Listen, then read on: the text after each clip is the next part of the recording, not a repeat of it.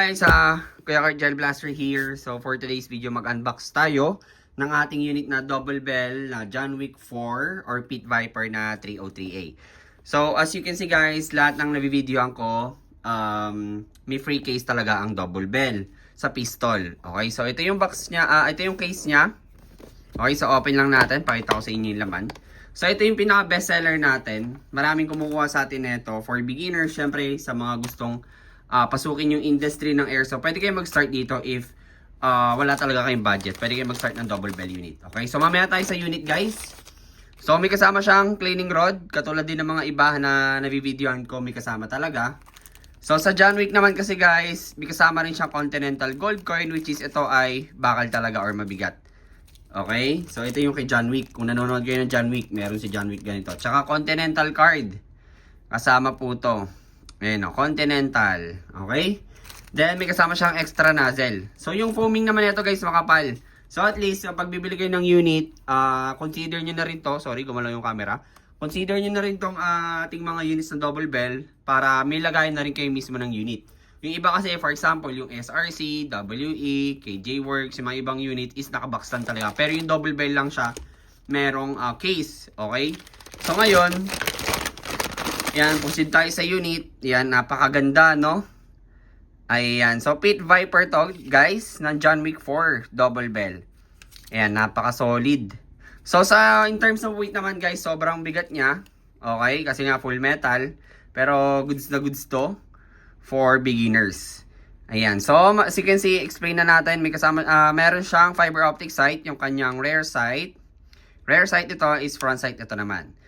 Okay, then meron siyang markings na Pit Viper, markings ng Taran, yung markings din dito.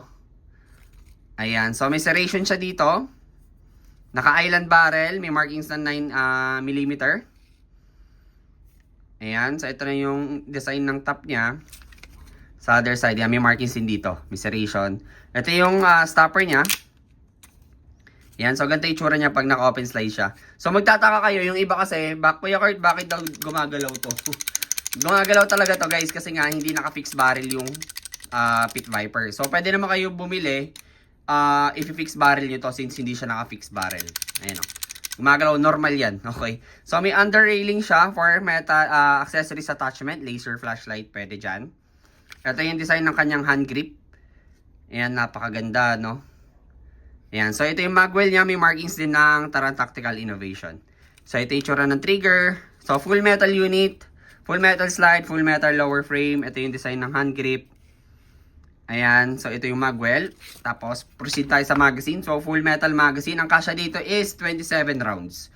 Double stack yan. Okay? So pag sinabing double stack guys, ang paglagay ng bala is alternate. Okay, mapapansin nyo kasi sa 1911 single stack, merong 1911 na single stack, isang diretso lang. So pag double stack, pag sinabi kong double stack, alternate yung position ng bala, kabilaan, hanggang sa mag 27 siya. Okay? So ito yung base plate or mag plate, may markings din. Medyo malalim lang ng konti yung saksakan ng inlet valve dito sa John Wick 4 Pit Viper.